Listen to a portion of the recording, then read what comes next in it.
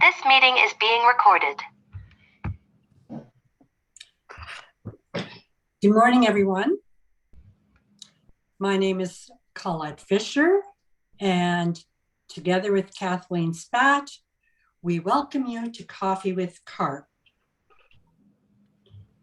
For those unfamiliar, C.A.R.P. Saskatchewan is part of Canada's largest advocacy organization for older adults. We have over 330,000 members across the country. As a nonprofit, nonpartisan association, we work to uphold the rights and improve the lives of Canadians as we age. While we advocate on many different issues, C.A.R.P. Saskatchewan's priorities are to establish an independent seniors advocate in the province, have the Saskatchewan government cover the cost of pneumonia and shingles vaccines for seniors, and to work for long-term and home care reform. Just a few reminders all. The session is being recorded. We ask that you place your microphones on mute. And if you would kindly hold your questions until the end of the presentation. You may then type them into the chat function or raise your virtual hand. Kathleen will host the question answer period. Today, I'm very pleased to be introducing our guests. Our two presenters are Marley Gray and Lindsay Doyle, who are fourth-year community health nurses with SCOA, as the Saskatoon Council on Aging is often known by.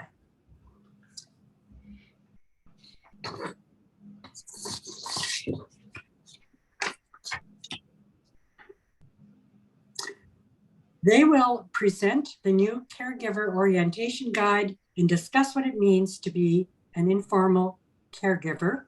They'll talk about some of the best practices and how to avoid caregiver burnout. They will be joined by Leslie McCalla and Jennifer White, caregiver coordinators with SCOA. Welcome all. And if you would want to now tell us about your new orientation to caregiving guide. Thank you. Thank you. Thank you for that introduction, Colette. Good morning to everyone. Thanks so much for being here. As Colette said, my name is Lindsay and I'm here with my fellow nursing student, Marley. We are from the University of Saskatchewan and we are doing our community health placement here at Saskatoon Council on Aging, or SCOA. So this morning we're going to be giving you an orientation to caregiving. Let's get started. So just a little bit about Council on Aging and what we do first. So Saskatoon Council on Aging is a nonprofit organization that focuses on providing older adults with the resources that they need, with the ultimate goal of promoting positive aging in our community. Our organization has many programs for older adults and operates a resource center with all kinds of information that is helpful for older adults. Programs include monthly drop-in programs, which we call our neighborhood hub clubs, wellness clinics, monthly caregiver information and support sessions, which we call our caregiver cafes. We have a Century Club, which is for older adults 90 and above. We have lifelong learning courses in things like technology, computer, and art.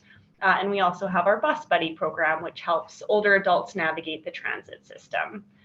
We also advocate for older adults and their caregivers at both a local and a provincial level.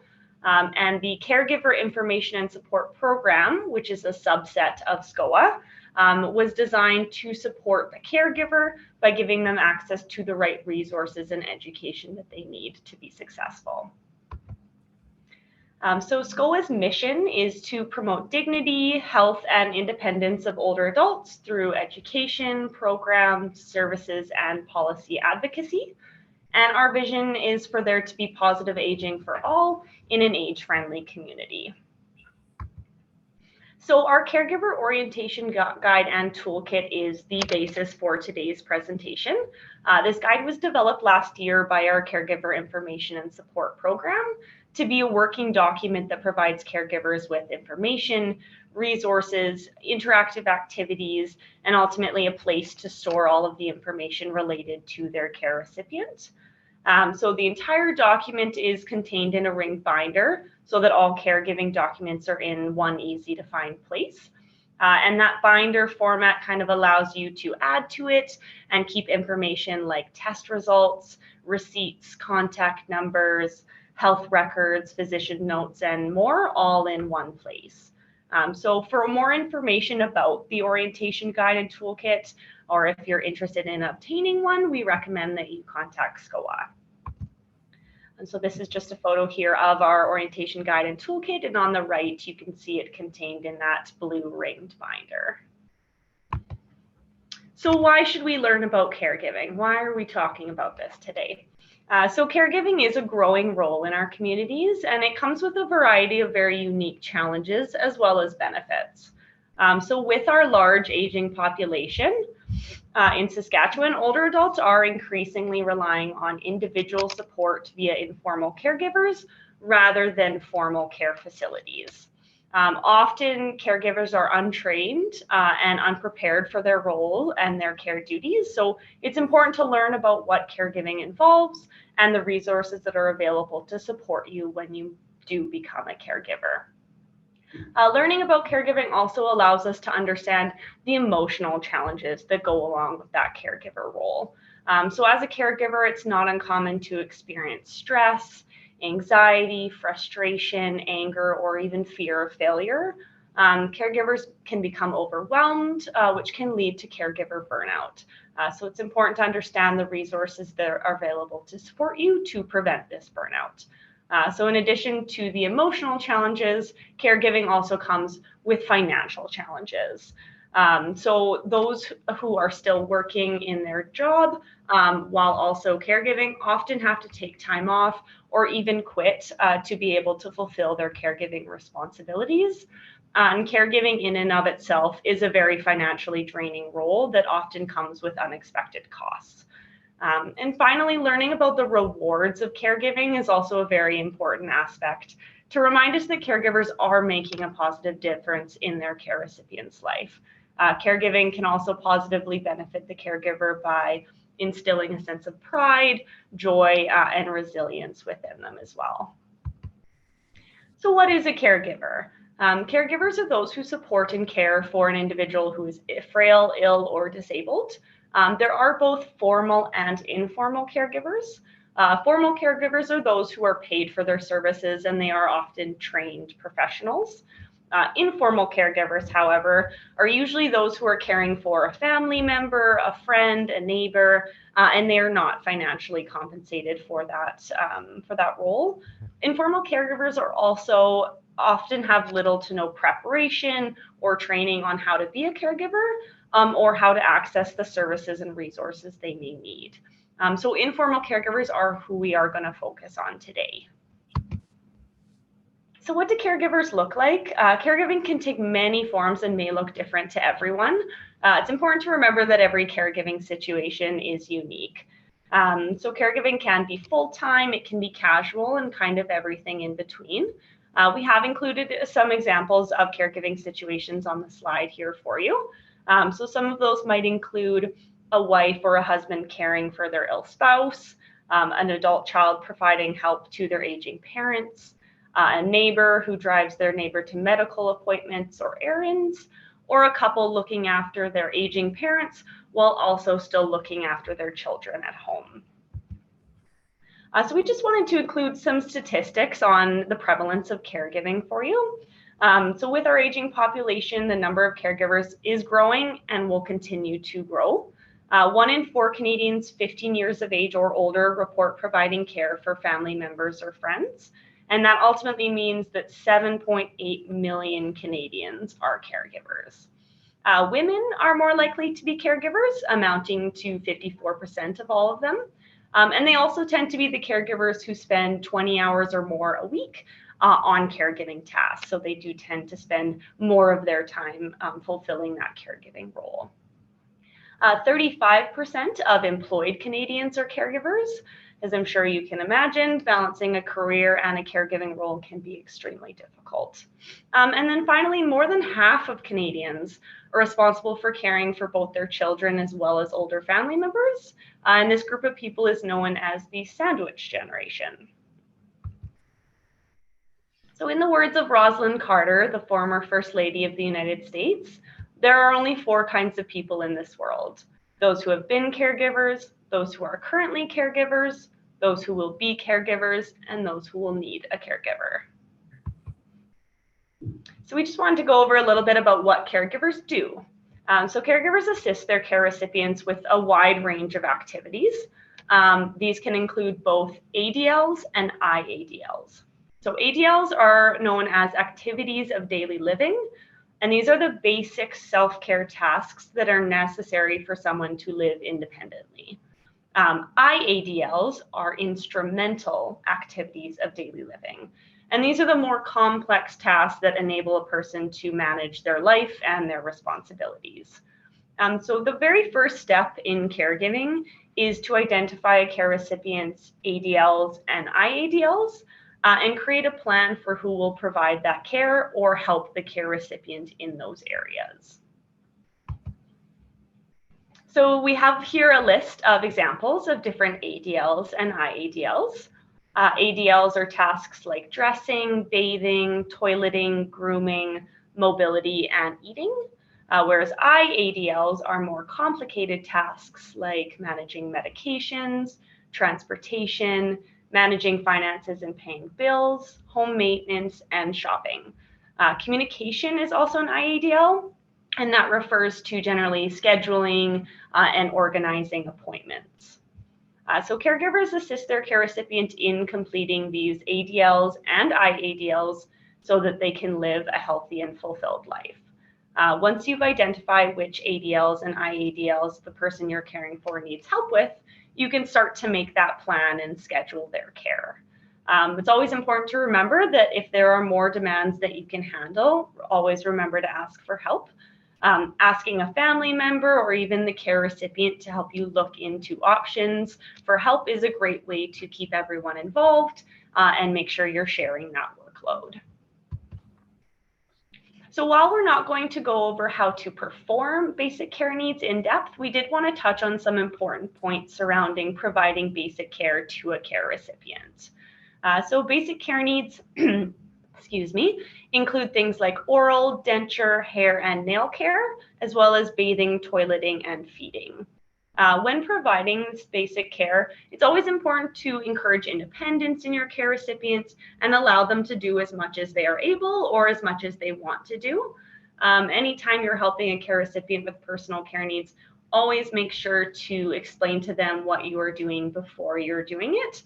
This just helps to relieve any anxiety or fear that they might be feeling, and it also is important in building that trust between yourself and your care recipient who's relying on you. So, in addition to these basic caregiving tasks, a care recipient may also need help with some of their instrumental activities of daily living, those more complex tasks. So these can include things like financial planning, final affairs planning, and communication. And in terms of communication, we're referring to both communicating with the care recipient as well as others who might be involved in their care. So we're going to go over these 3 in the next coming slides. So as a caregiver, the issues of finances may likely be very stressful, especially because you're most likely managing not only your own finances, but also the finances of your care recipient. Proper planning can always help to reduce that stress and ensure you're set for the future. The simple answer to financial planning is to make a budget and stick to it, though we do recognize that that's not always easier said than done. While you're making these plans, it's important to include both your short and long-term needs in that caregiving role. Unfortunately, caregiving can be accompanied by a lot of unexpected expenses that can arise at any time. So part of caregiving is to be aware of that possibility and plan for it if possible.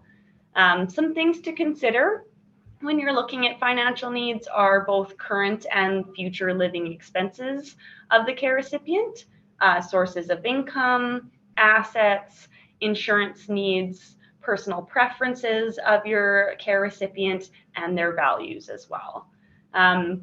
We find that many caregivers are unaware of programs in the healthcare system that can provide them with financial assistance. So there are tax benefits that can be difficult to find unless you're familiar with them. So one such benefit is as part of employment insurance, the Government of Canada provides benefits to those who must be away from work temporarily to care for or support a care recipient who is either gravely ill or has a significant risk of death. And that coverage is for a maximum of 26 weeks.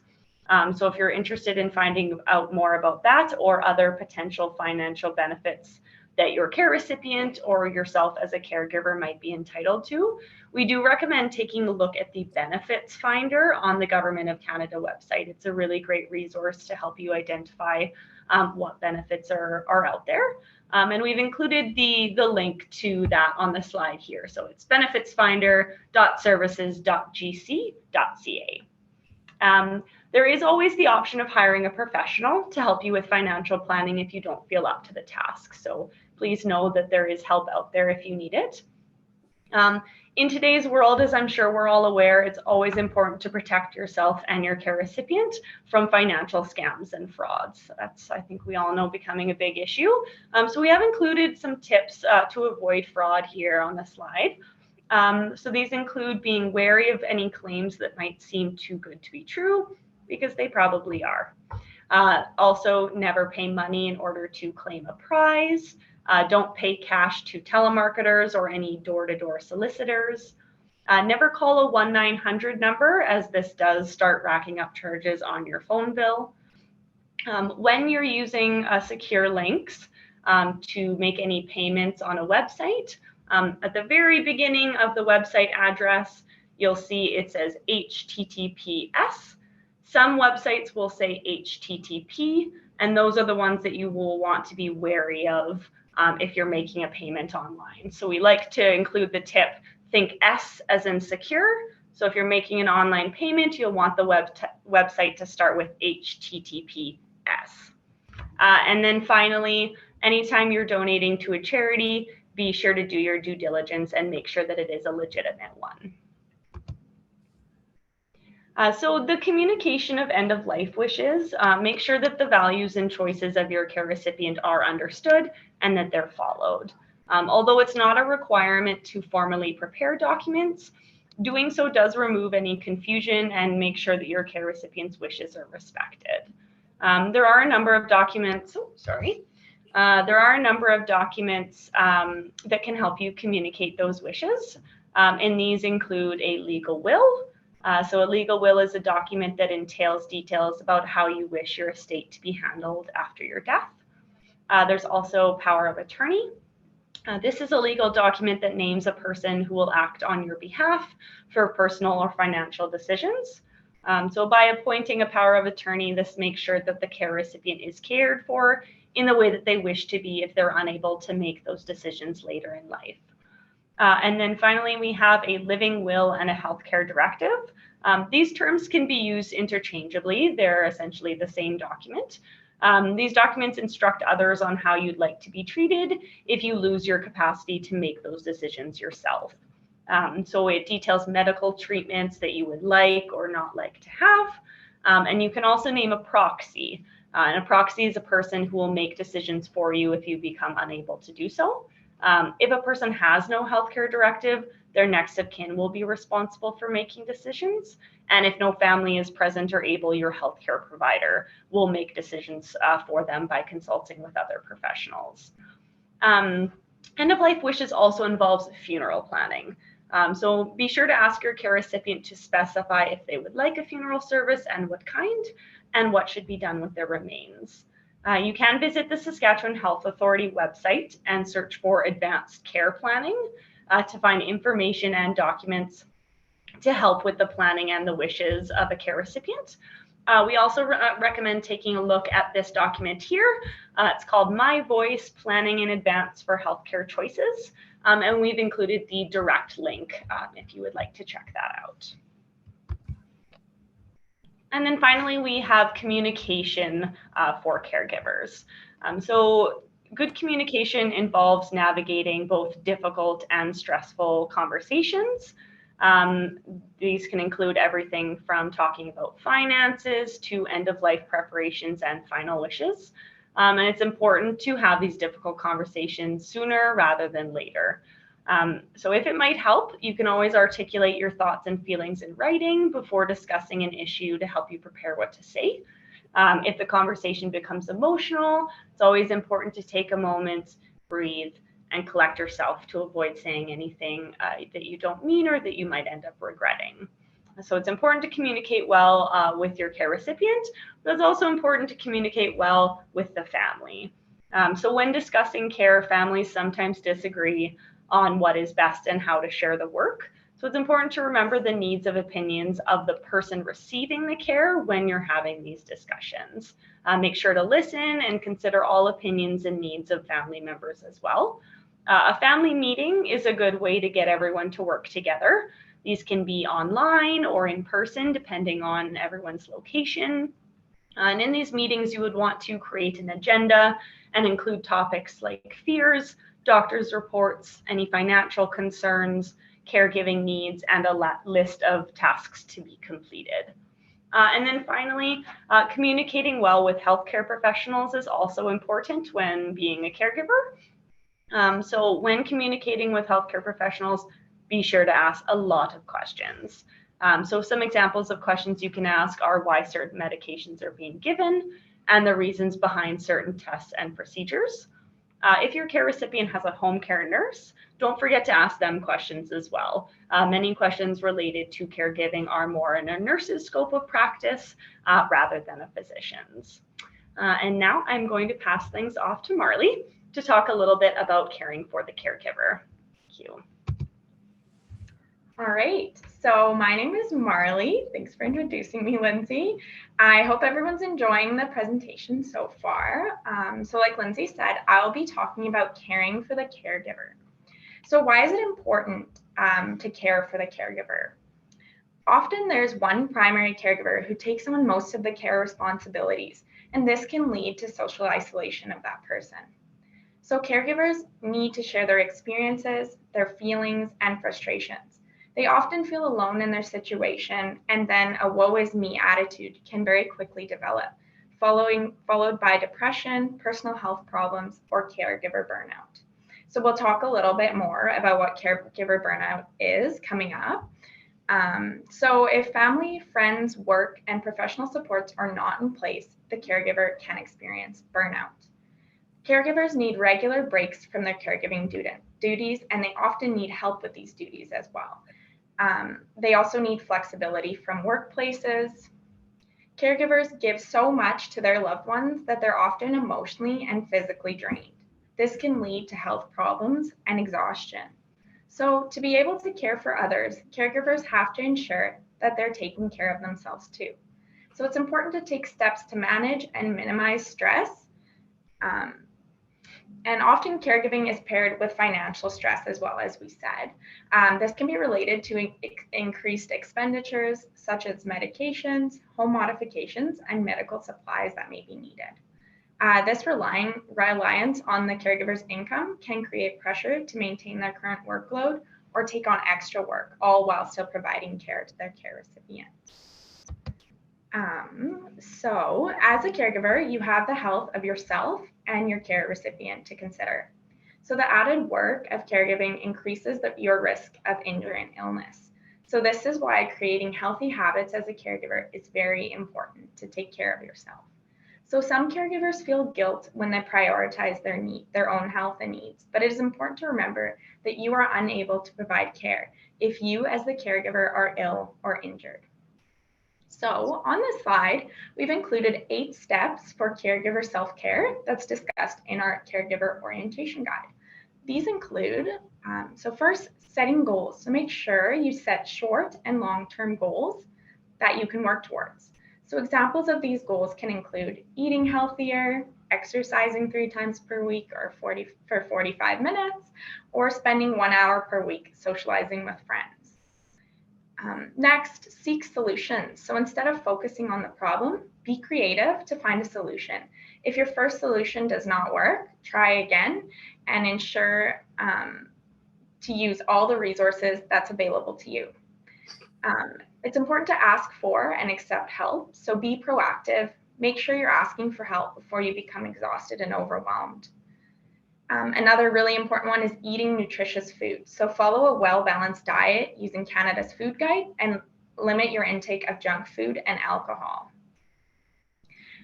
Create an exercise routine and stick to it. And I know this is easier said than done, but this exercise can be cardio or weights-based, but it can also include household duties such as gardening, walking, and household chores. It's important to learn from your emotions. So recognize when your emotions are very intense and if they're controlling you. Try exercises such as journaling, and this can help you to process your emotions.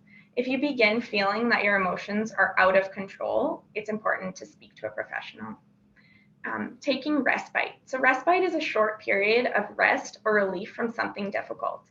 In terms of caregiving, respite is a break from caregiving duties. It is necessary to have regular respite to ensure you're able to continue providing care. And lastly, minimize your personal stress. So use strategies to minimize stress, such as mindful meditation.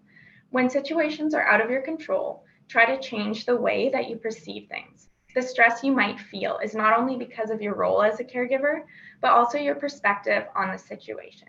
And also remember, you're not alone. And so stress management is an important part of being a caregiver, and it's not always easy. Our caregiver orientation guide lists a few ways that can help you to manage your stress. So first, it's important to recognize these personal stress symptoms. So things like fatigue, a short temper, and difficulty making decisions can all be signs of stress. Once personal stress symptoms are identified, you must make a plan to reduce the stress. Next, educate yourself. So learning about the medical condition or disability of the person being cared for can help you to understand disease progression and helps you to anticipate changes. Knowing what to expect can help to reduce your stress as well.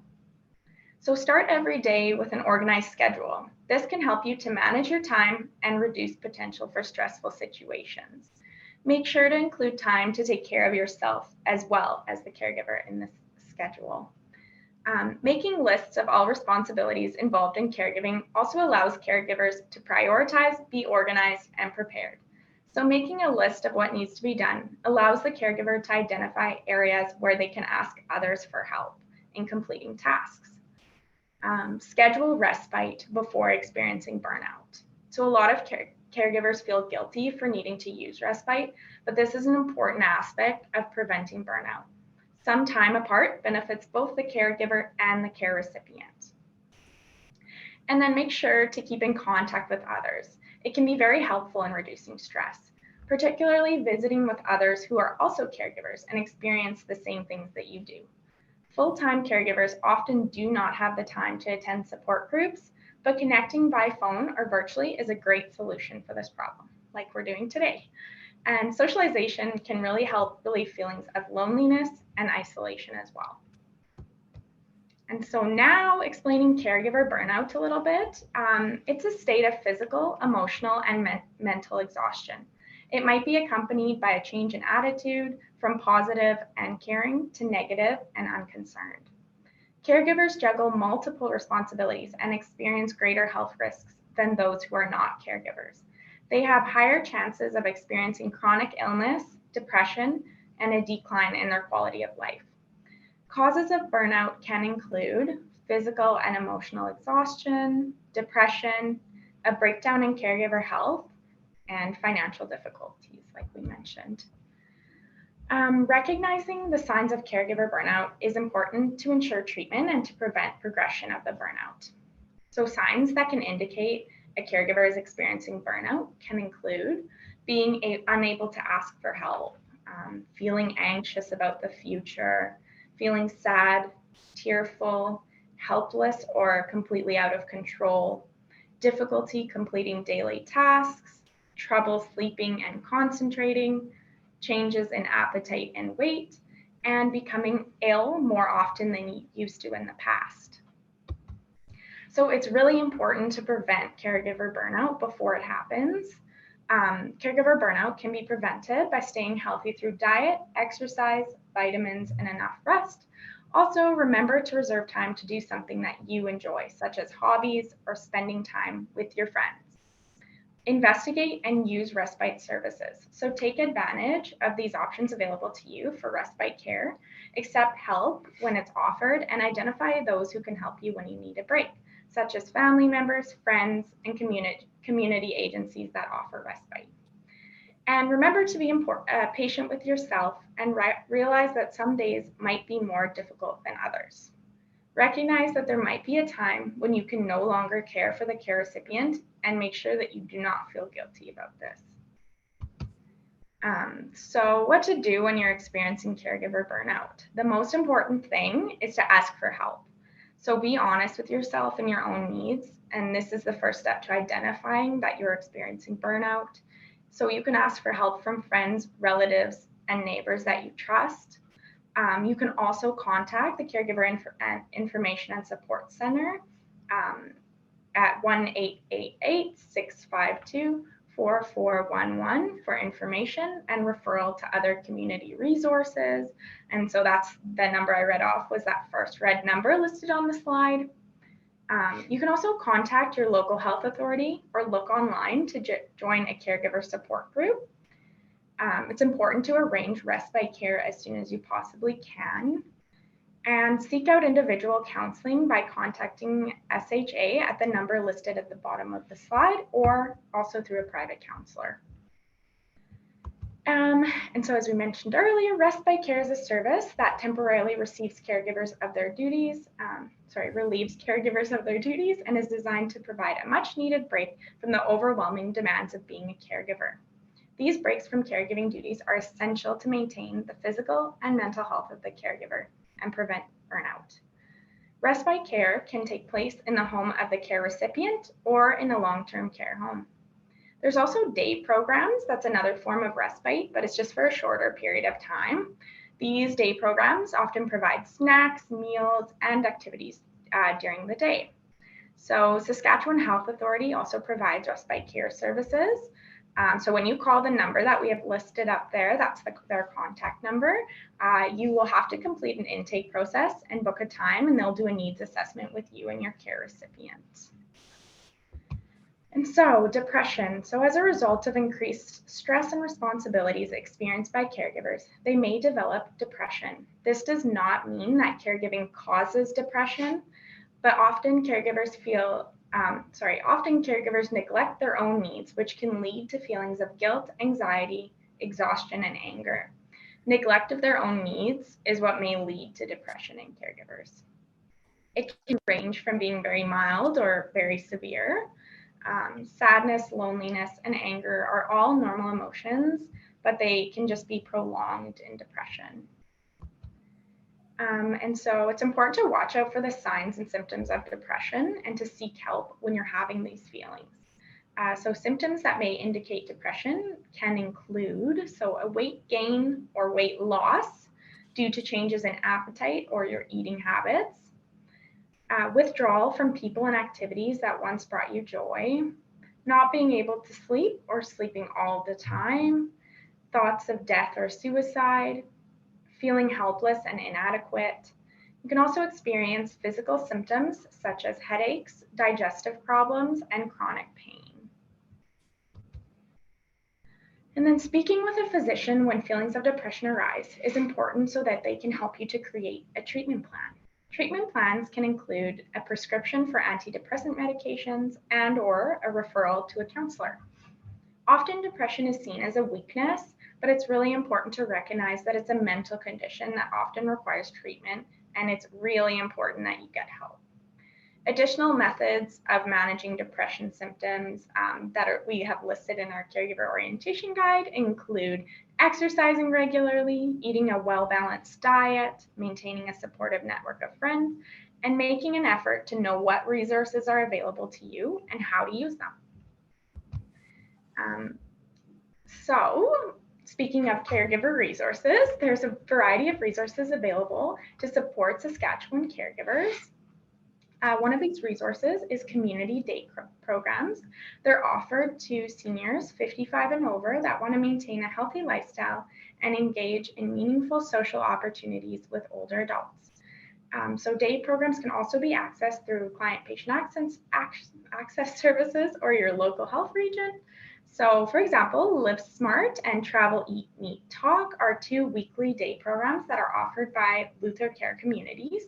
These day programs offer activities like discussions, informative presentations, live entertainment, group outings, and gentle exercise. They also include a hot noon meal and refreshment breaks. Another resource is caregiver support groups, and these are offered to people who are providing emotional or practical support to an adult family member or a friend. These support groups provide relational support and share information that is relevant to caregiving. So there's usually no cost for these caregiver support groups. However, you have to register for them. The support groups are provided through the Saskatoon Health Region. There are also many other health condition specific organizations such as the Parkinson's Society, Alzheimer's Society, Brain Tumor Foundation, and more, which offer support groups specifically for caregivers as well. And then another resource that we've talked about, so respite care. This can be accessed by booking through the client-patient access services, or called C.A.R.P as well, ahead of when you will need respite. And so we'll explain C.A.R.P a little bit in the upcoming slide. C.A.R.P also provides short-term respite care if there's a sudden unexpected change in the support system and a care recipient requires 24-hour care. And also counseling is another really good resource that can help caregivers work through feelings of guilt and frustration while also helping them avoid caregiver burnout and to move on from caregiving when the time is right. Counseling is offered through the Saskatchewan Health Authority and also through private counselors. So for more information on any of these programs or resources, please visit their respective website or call the Caregiver Information and Support Center. So client-patient access services, or called C.A.R.P, is part of the Saskatoon Health Region. They have client care coordinators that complete assessments and they determine your loved one's needs. Most of these services are free and some are available at lower costs. Coordinators are also available in hospital and they help families to plan for a patient's release as well. So some of the services that C.A.R.P offers includes home care, volunteer services, community day programs, social work, occupational therapy, physiotherapy, Meals on Wheels, long-term care services, planned respite, and also unplanned respite. So you can call C.A.R.P Central Intake at the number that's listed on the slide here for more information. So there's also many community resources available that provide a variety of types of private home support. So private home supports can include respite services, personal care, they do house cleaning, give rides to appointments, overnight stays, do meal preparation, and offer companionship as well. So private home support companies charge anywhere from like $20 to $35 an hour, depending on the type of service that you're requiring. There's many companies that operate in Saskatoon and offer these services. So an example of one company like this is called Saskatoon Services for Seniors. They offer lawn and yard care services like mowing, spring cleanup, and window washing, which is nice.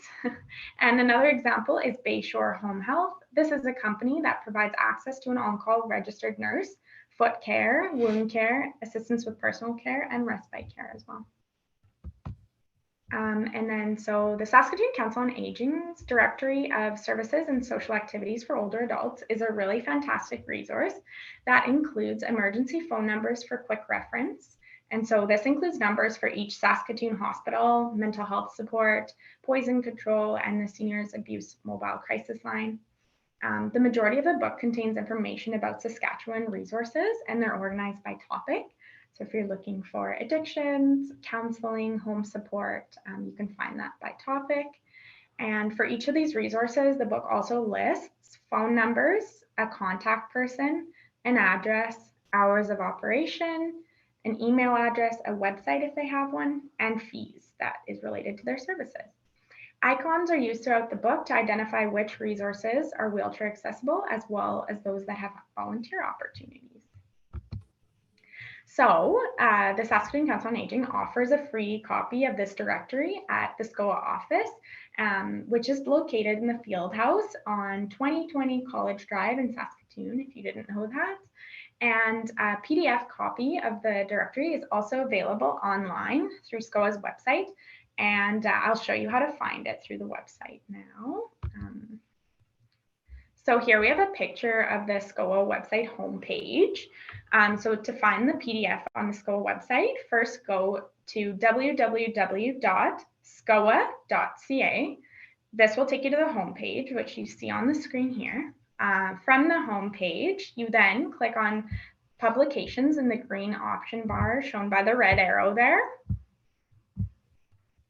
And then from that publications page, you scroll down until you see the directories section. Under directories, click on directory page in blue writing, which again, we have our red arrow pointing to. And then from that directory page, scroll down until you see the directory of services and social activities for older adults, 2022-2023.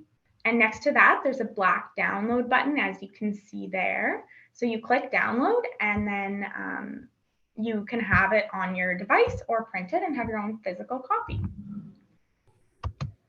So in conclusion, we want to emphasize that caregiving can be a very rewarding and enriching experience when caregivers receive the appropriate amount of support needed. So remember, be good to yourself, accept offers for help, seek support from other caregivers, and use the resources available to you. Also remember, you're not alone. There is help available for you. So learn what's available and how to access it. SCOA is always happy to help you navigate and find the resources that you need. And you can call SCOA at any time if you have any questions, need to talk, or need caregiver counseling resources. SCOA also offers events that allow you to connect with caregivers, and we'd love to see you at one of our next events. So speaking of next events, we have coming up shortly is our Caregiver Cafe, and this is going to be happening on March 28th. The topic for this cafe is managing medications and will be presented by Courtney Charles from the College of Pharmacy at the University of Saskatchewan.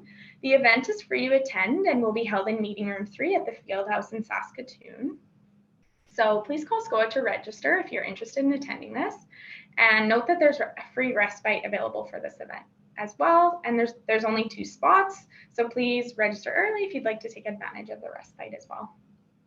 Another really big event that's coming up is we're hosting our annual Caregiver Forum on April 4th at the Ebenezer Baptist Church in Saskatoon. The Caregiver Forum is a day-long event that includes speakers presenting topics on tools for dementia care and grief throughout caregiving. It also has a lunch and live entertainment. The cost to attend is $20 per person. And if you'd like to attend, please call SCOA to register. Our reference page. And thank you guys so much for being here for our presentation. We hope that you learned something new and helpful about caregiving that you can apply to your own caregiving experience or to the caregiving experience of someone that you know. So does anyone have any questions? If you haven't already, type them into our chat. Thank you. Thank you so much. Well, thank you. This has been a lot of great information for all of us. I do have a couple of questions. As I was listening, I thought there is a lot of help out there. I did hear you speak mainly about Saskatoon and Saskatoon region. I'd like to know, if I'm from rural Saskatchewan, what would be the best way for me to start this journey? I'm a caregiver. I've been doing this for a couple of years. I'm finding now the caregiving is getting heavier. I need help. Where do you recommend that I start? That's what I'd like to know. That's a good question. Sorry, that's a good question. So definitely the health authority, so the Saskatoon health regions offer respite care as well. So you can contact your local health region as well, and they can direct you on that. Is definitely a good spot. And then SCOA also has in their directory and our caregiver orientation guide some Saskatchewan-wide resources as well. So that's a good place to go look too. Oh, that's good to know. I didn't realize that they also included Saskatchewan-wide resources. Absolutely. Oh, Yeah. perfect. Thank you. SCOA is definitely, as we move forward, definitely expanding to be more province-wide. It did start out more focused just in Saskatoon, but we're working on collaborating with other areas and towns and cities in Saskatchewan to make sure that we're providing resources all across Saskatchewan to caregivers in the province. Well, it's definitely very important work, and I'm going to put it over to Kathleen now to host the question and answer period. Kathleen? Okay, yes. If a person doesn't live in Saskatoon, can they still become a member of SCOA? I would believe so. Jennifer and Leslie can correct me on that, but yeah, I don't see why not. Yeah, definitely. Okay, because I've there's a lot of benefits from not just your caregiver guide, but your directory and your session, so that if a person were a member, they'd be able to get notices of all the activities that you're hosting. And if you're outside of Saskatoon, then the virtual events would be of most interest. So Yeah, Yep. absolutely. Yeah, What- just call our main line and you could become a member, and then you could sign up to receive our e-newsletter, which would give you up-to-date information about our programming. okay, what is the cost of membership? It's $25 a year for a single person, $35 for a couple. Okay, thank you. Okay, and I did have a question. What about if you live in Regina? Regina does not have an organization such as SCOA. So do you have any plans of expanding into Regina?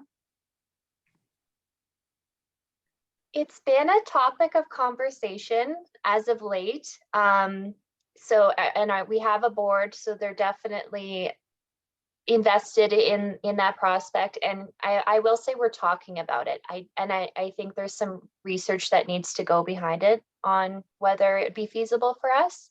But I know from what I've heard, Regina is in need of something similar to SCOA, so we are aware. Mm-hmm. Part of it was part of the C.A.R.P's campaign for a Saskatchewan seniors advocate, is that we don't have a one-stop shop for all things concerning seniors throughout the province. A provincial voice for everyone in the province, and so that just sort of is a classic example of why we need that, and how important that campaign for C.A.R.P is, to get that, so that we do have some way of bringing together all the resources from around the province, because we are very resource rich as far as supports. It's just finding them and accessing them that is proving very difficult for people. I have another question here. Are nurses in the rural areas aware of SCOA and the supports that are available out there? I would say there's definitely room for improvement on that area. Both me and Marley have done rural Saskatchewan placements in Rosetown and Bigger. Yeah, Bigger. And before my placement here at Saskatoon Council on Aging, I wasn't aware of the work that they were doing. So I definitely think there's a learning gap. For nurses of all kinds, not just rural. I would say even Saskatoon nurses, they're not aware of SCOA or what all of the services and resources that we can provide.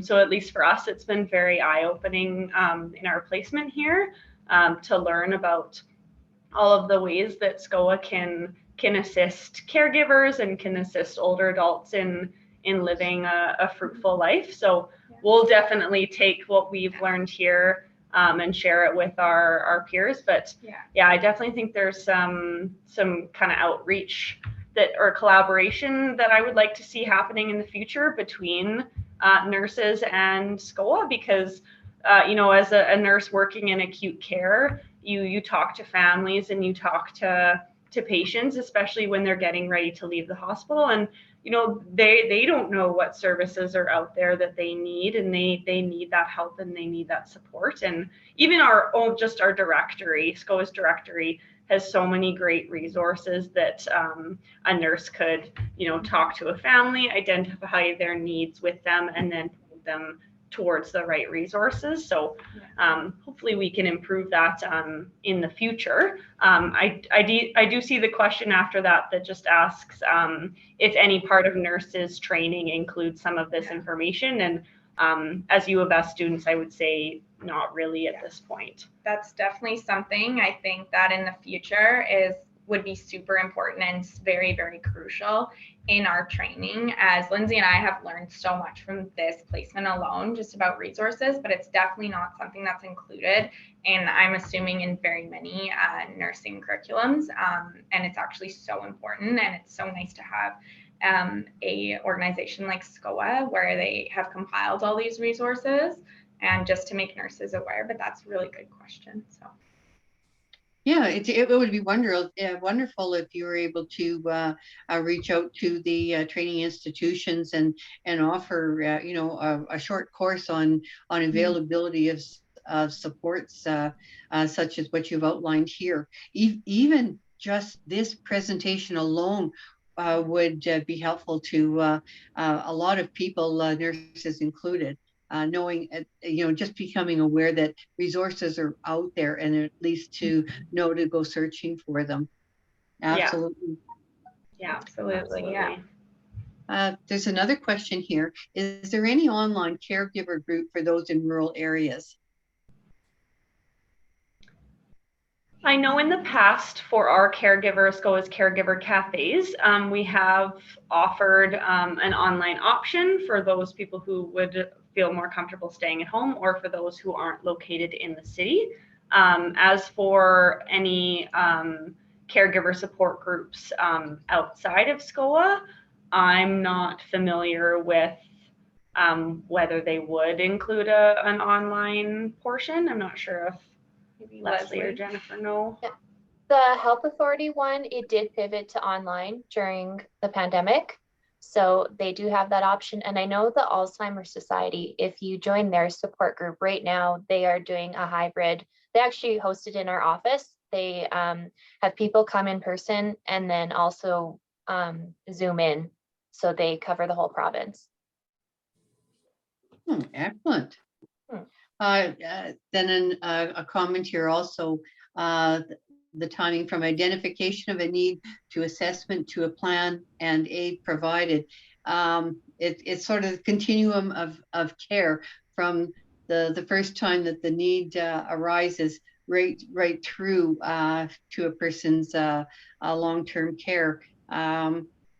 Any one provincial resource that you're aware of that helps a person build a personal plan for that?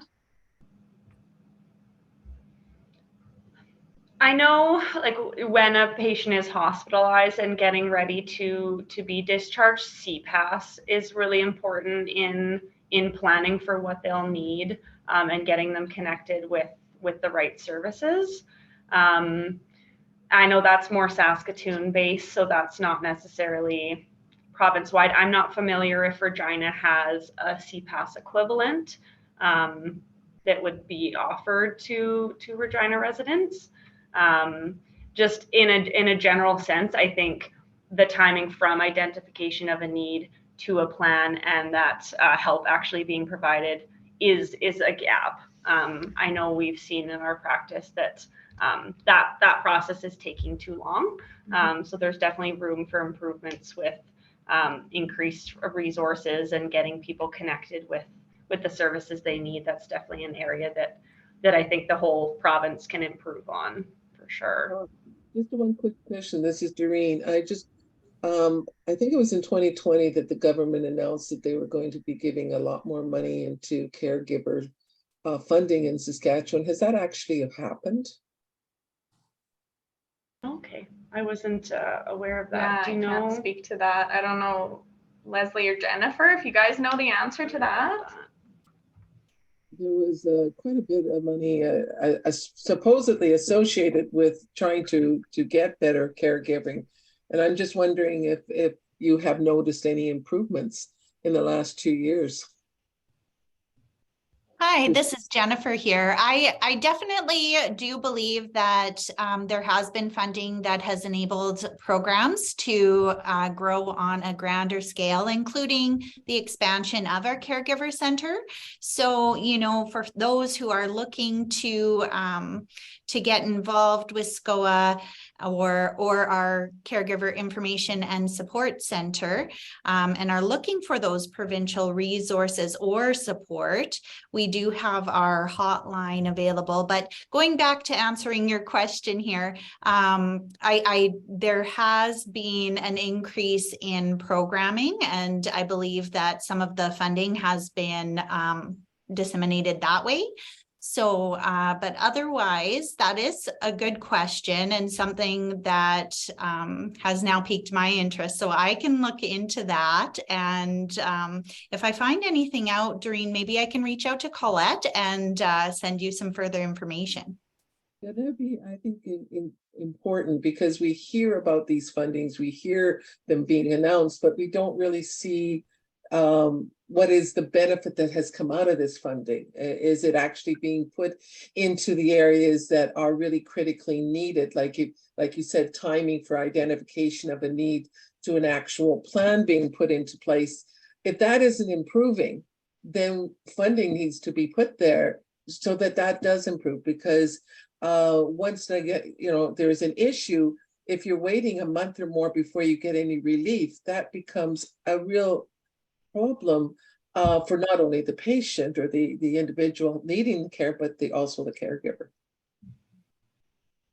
It does, and it is a gap, but it's also bringing awareness around these areas. So again, to kind of echo what Lindsay was saying, there is definitely room for improvement, but I believe that we're getting better at identifying some of these gaps through the programming and kind of just understanding what's missing and getting feedback. So a lot of our programs also include an evaluation section where we really want to hear back from participants and attendees so that we can do a better job and address some of those concerns that maybe are being missed or feel that they're being unheard. So my understanding too is that a lot of these resources that are out there are income-based.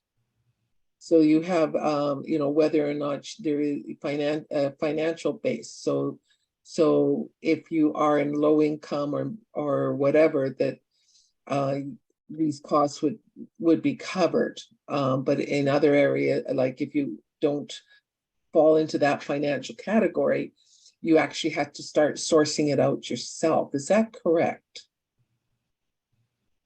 Yes, you would be correct about that. There are different avenues. So there are some services that would be income tested or income based, and they're often offered through the government of Saskatchewan. So with those ones, they would come in at quite a considerably lower cost as opposed to a private service. However, if you're not meeting, I guess, that income threshold, then you would be looking at sourcing out some private options, which it isn't always ideal, which is why it's so important to reach out to maybe some organizations. And that's where our nonprofit organizations in Saskatchewan really come to help carry us through some of these gaps in availability and accessibility.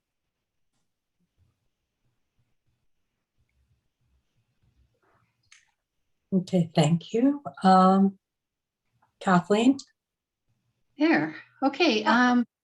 Thoughts about engaging volunteers. That was one last question. We'll do that quickly, and then we'll tie things up because we're at the top of the hour.